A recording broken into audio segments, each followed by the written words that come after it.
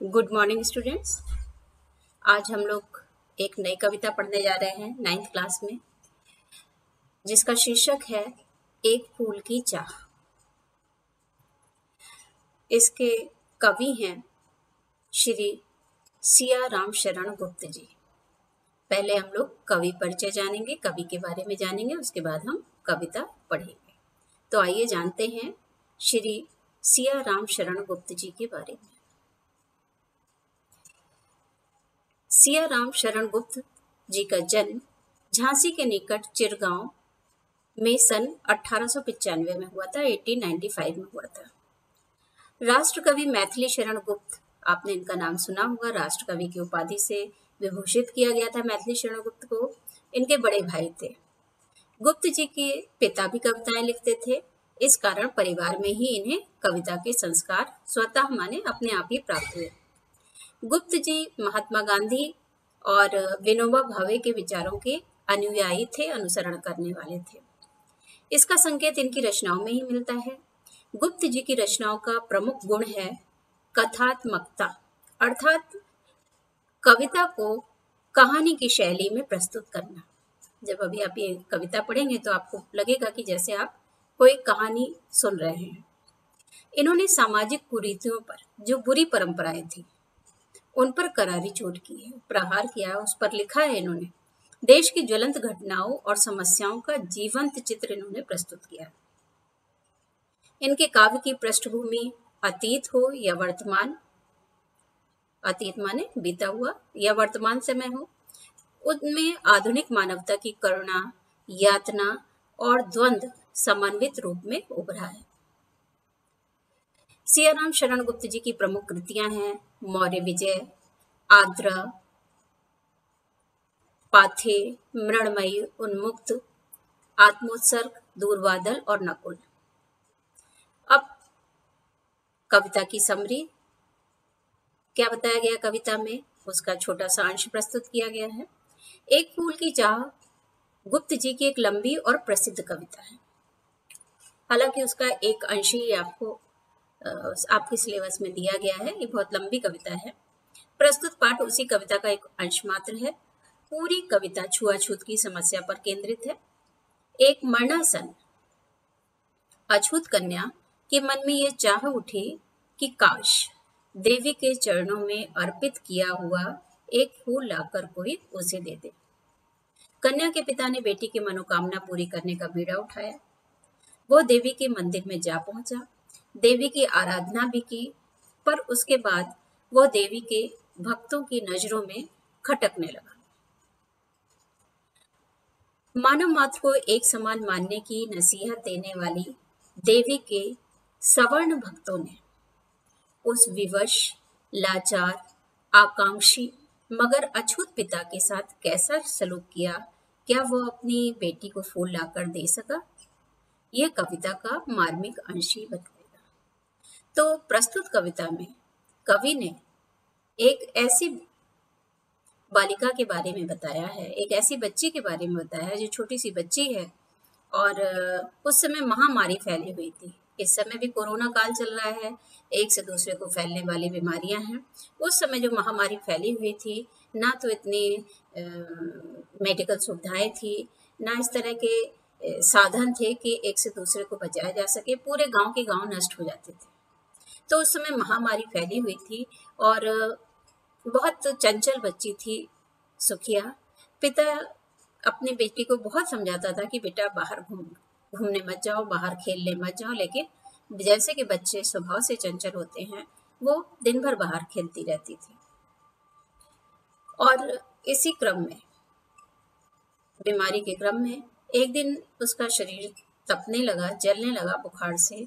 तो उसने अपने पिता से आग्रह किया कि हमको माँ के मंदिर से एक प्रसाद का एक फूल लाकर दे दो। उसकी यही एक फूल की चाह का अर्थ यही है। उसने अपने पिता से आग्रह किया और पिता ने प्रयास किया। पिता गया मंदिर तक, वहां पर अच्छे साफ सुथरे ढंग से कपड़े पहन करके मंदिर में गया। हालांकि उसके कदम आगे नहीं बढ़ रहे थे, क्योंकि छुआछूत का तात्पर्य यहाँ पर यह है सवर्ण और निम्न वर्ग।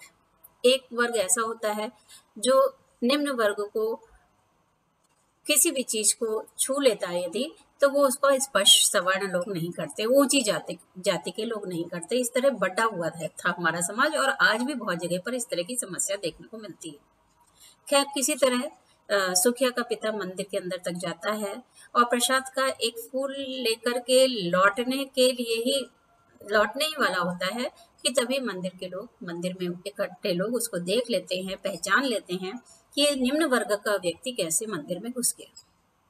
फिर उसकी बहुत पिटाई होती है, उसको लोग मारते हैं, अपना शक्ति प्रदर्शन करते हैं उस एक बेचारे इंसान पर जो कोई चोरी और कुछ उसने ऐसे अपराध नहीं किया था, सिर्फ फूल लेकर के आना चाह रहा था अपनी बेटी के लिए, मरणासन्न बेटी के लिए, जिसकी जो मृत्यु के निकट थी और जिसकी इच्छा थी कि मंदिर से हमको एक फूल ला करके दे दो। इतना ही नहीं कि उसको मार करके लोगों ने तृप्ति का अनुभव किया हो, उसको जेल तक भेज देते हैं।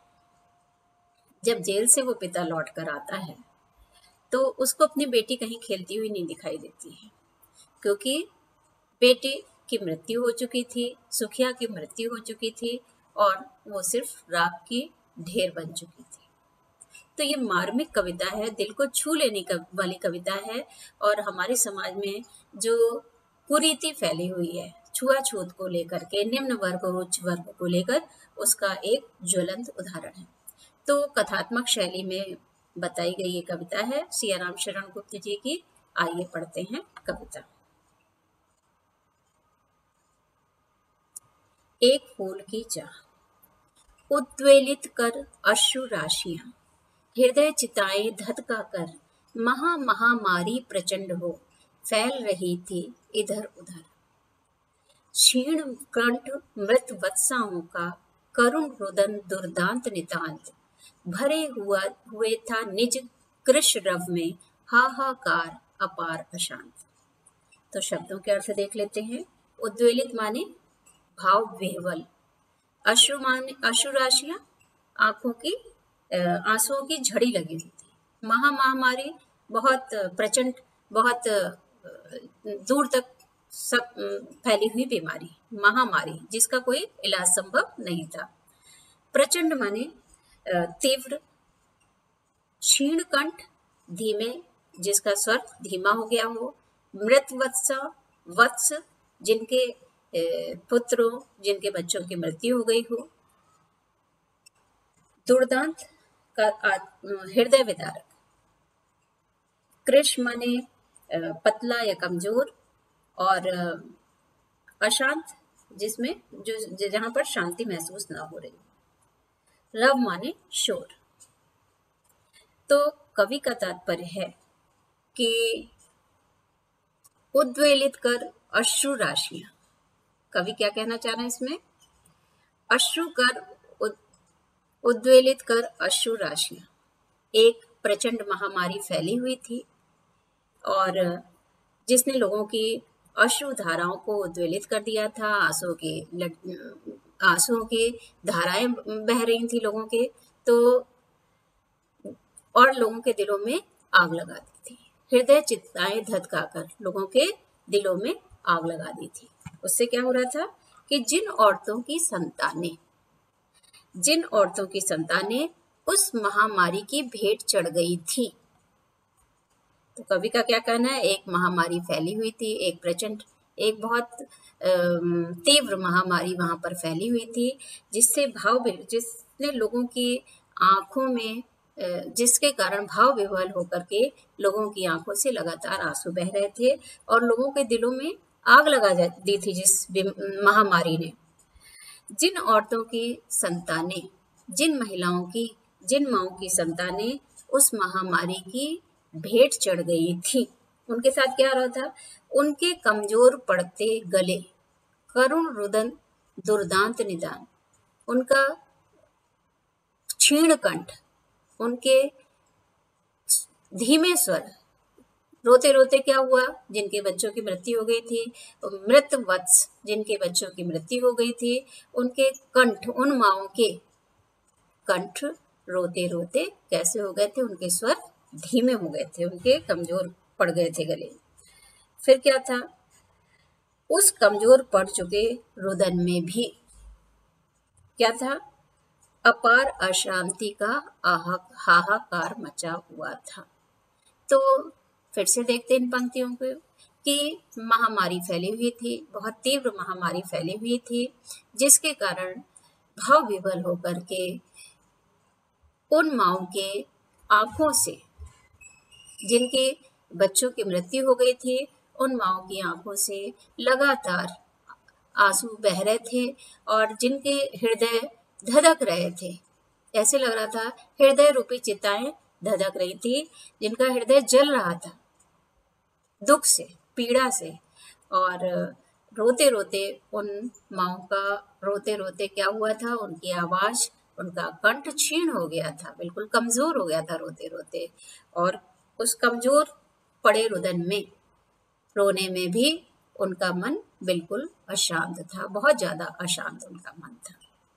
फिर क्या है आगे की पंक्तियां। बहुत रोकता था सुखिया को, ना जा खेलने को बाहर,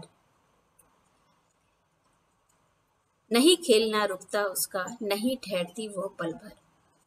मेरा हृदय कांप उठता था, बाहर गई निहार उसे, यही मनाता था कि बचा लूं किसी भांति इस बार उसे।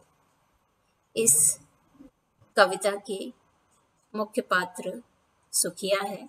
सुखिया की कहानी है ये, जो कवि ने लिखी है। तो एक पिता क्या सोचता है, सुखिया का पिता क्या करता था कि बहुत रोकता था सुखिया को कि बाहर खेलने मत जाओ, लेकिन उसका खेलना रुकता नहीं था। नहीं ठहरती वो पल भर, जैसे कि बच्चे चंचल होते हैं, सुखिया बहुत चंचल थी, वो क्षण भर भी एक जगह पर नहीं रुकती थी।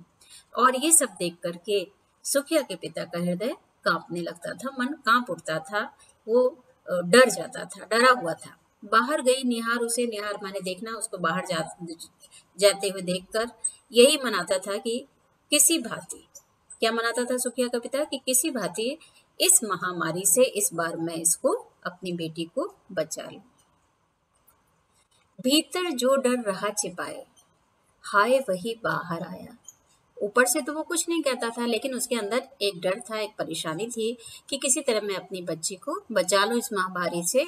और जो उसके डर था उसके मन में, वही बाहर आया, वही घट गया, वही डर उसका बाहर आ गया। और एक दिन उसने क्या देखा, एक दिवस सुखिया के तन को ताप तप्त मैंने पाया। सुखिया के शरीर को, तन माने शरीर को, ताप माने जलते हुए, बुखार से जलते हुए सुखिया के पिता ने देखा कि उसका शरीर जल रहा है।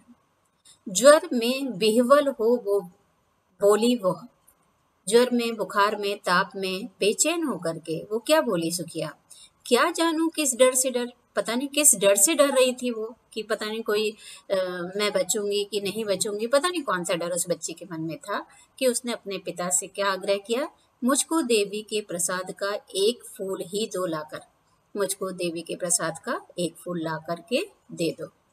वो उसकी अपने पिता से आग्रह था, अपने पिता से विनती थी। क्रमशः कंठ क्षीण हो आया, धीरे धीरे, बीमारी के कारण धीरे धीरे उसकी आवाज, उसकी ध्वनि क्षीण माने कमजोर हो गई। शिथिल हुए अवयव सारे, और न केवल आवाज क्षीण हो गई, कमजोर हो गई, बल्कि धीरे धीरे शिथिल होने लगे, कमजोर पड़ने लगे। अवयव माने उसके सारे अंग कमजोर पड़ने लगे। फिर क्या हुआ, बैठा था नव नव उपाय की, चिंता में मैं मन मारे। अब सुखिया का पिता क्या था, नए नए उपाय सोच रहा था, चिंता मग्न था कि कैसे मैं अपनी बच्ची को बचाऊं, और नए नए उपाय सोच रहा था, मन को मार के बैठा हुआ था वो अपने। जान सका न प्रभात सजग से, हुई अलस कब दोपहरी, स्वर्ण घनों में कब रवि डूबा, कब आई संध्या गहरी। तो उसको नहीं पता चल सका कि कब, वो जान नहीं सका कि कब सुबह से आलस भरने वाली दोपहरी आ गई, और कब सुनहरे बादलों में सूरज डूब गया। स्वर्ण माने सुनहरे, घनों माने बादलों में, सूर्य, रवि माने सूर्य डूब गया, और कब शाम हो गई। तो वो इतना परेशान था, इतना चिंतित था अपनी बेटी को लेके, कि उसको प्रकृति में हुए इस परिवर्तन का, इस समय का अंदाजा नहीं मिल पाया कि कब सुबह से दोपहर हुई और दोपहर से शाम हो गई। सभी ओर दिखलाई दी बस अंधकार की ही छाया, छोटी सी बच्ची को ग्रसने कितना बड़ा तिमिर आया। ऊपर विस्तृत महाकाश में जलते से अंगारों से झुलसी सी जाती थी आंखें जगमग जगते तारों से। कवि का क्या कहना है कि सभी ओर क्या दिखलाई दे रहा है, सुखिया के पिता को अंधकार की ही छाया दिखाई रही है, अंधकार ही अंधकार दिखाई दे रहा है, छाया के रूप में भी अंधकार है और अंधकार तो दिखाई दे रहा है। तो सभी ओर सुखिया के पिता को अंधकार ही अंधकार दिखाई दे रहा है। उसकी बेटी बीमार है, वो मन से परेशान है, कब सुबह से रात हो गई, शाम हो गई, उसको पता ही नहीं चला। छोटी सी बच्ची को ग्रसने, छोटी सी बच्ची को ग्रसने के लिए, छोटी सी बच्ची को निगलने के लिए, ग्रसना मीन्स निगलने के लिए कितना बड़ा तिमिर आया, इतना बड़ा अंधकार आ गया उसको निगलने के लिए, उसकी बेटी को। एक तो प्राकृतिक अंधकार फैला हुआ है, दूसरे बीमारी रूपी अंधकार, उसको कैसे अपने में समा लेने के लिए अंधकार आ गया, ऐसा सुखिया का पिता सोच रहा है। ऊपर विस्तृत महाकाश में, ऊपर फैले हुए बड़े आकाश में, बड़े विस्तृत आकाश में जलते से अंगारों से जो तारे निकले हुए थे आकाश में, वो कैसे लग रहे थे सुखिया के पिता को, जैसे कि उसमें से आग निकल रही है। अंगारे मीन्स आग निकल रही है। झुलसी सी जाती थी आंखें जगमग जगते तारों से, और उन जो आकाश में, विस्तृत आकाश में जो तारे निकले हुए थे, ऐसा महसूस हो रहा था सुखिया को कि जैसे उसमें से, उन तारों में से आग निकल रही है, और उस जगमगाते तारों से आंखें भी झुलस जाती थी, आंखें भी जलने लगती थी। देख रहा था, अब सुखिया का पिता क्या देख रहा था, जो सुस्थिर हो, एक जगह स्थिर होकर के नहीं बैठती थी क्षण भर, जो उसकी बेटी एक क्षण भी एक जगह पर स्थिर होकर के नहीं बैठती थी, हाय वही चुपचाप पड़ी थी अटल शांति सी धारण कर। कैसी अनहोनी स्थिति आ गई है कि जो बच्ची एक क्षण भी चुपचाप स्थिर होकर एक जगह नहीं बैठती थी, वो शांति धारण करके, बिल्कुल मौन हो करके, सीधी उसकी चंचलता लुप्त हो गई है, चुपचाप एक जगह पर पड़ी हुई है। सुनना वही चाहता था मैं, उसे स्वयं ही उकसा कर, मुझको देवी के प्रसाद का एक फूल ही दो लाकर। सुखिया का पिता चाहता था कि उसकी बेटी कुछ बोले। उसने पहले उससे आग्रह किया था कि हमको मंदिर से, देवी माँ के मंदिर से प्रसाद के रूप में फूल ला कर दो, ये उसकी चाहत थी उस बच्ची की। लेकिन धीरे धीरे उसके अवयव क्षीण हो गए, अवयव शिथिल हो गए, कमजोर पड़ने लगे, आवाज निकलना बंद हो गई, बिल्कुल शांत पड़ी थी बिस्तर पर। और सुखिया का पिता चाहता था कि कुछ बोले मेरी बच्ची, फिर से वही बात बोले, कम से कम बोले तो कम, और इसकी स्थिति का हमको अंदाजा मिले। वो उसको उकसाना चाहता था, उत्तेजित करना चाहता था, उसको उससे कहलवाना चाहता था कि एक बार फिर से वो ये बोले कि मुझको देवी के प्रसाद का एक फूल ला करके दो। लेकिन ऐसा नहीं हुआ। तो ये था कविता का एक अंश। कविता का आगे का अंश हम सेकंड पार्ट में पढ़ेंगे। आशा है आपको कविता समझ में आई होगी। बहुत ही मार्मिक, दिल को छू लेने वाली कविता है कि कैसी कुरीतियां, कैसे चीजें हमारे समाज में फैली हुई हैं, जिसके कारण एक बच्ची की मृत्यु तक हो गई। और उसकी एक चाहत क्या थी, सिर्फ एक फूल की चाह उसकी थी, जो कि समाज में फैली कुरीति के कारण, उच्च और निम्न वर्ग के आपस में बटे होने के कारण उसकी एक छोटी सी इच्छा भी पूरी नहीं हो पाई। तो ये एक फूल की चाह का पार्ट 1 था। आगे की पंक्तियां, काव्य की पंक्तियां हम पार्ट 2 में पढ़ेंगे।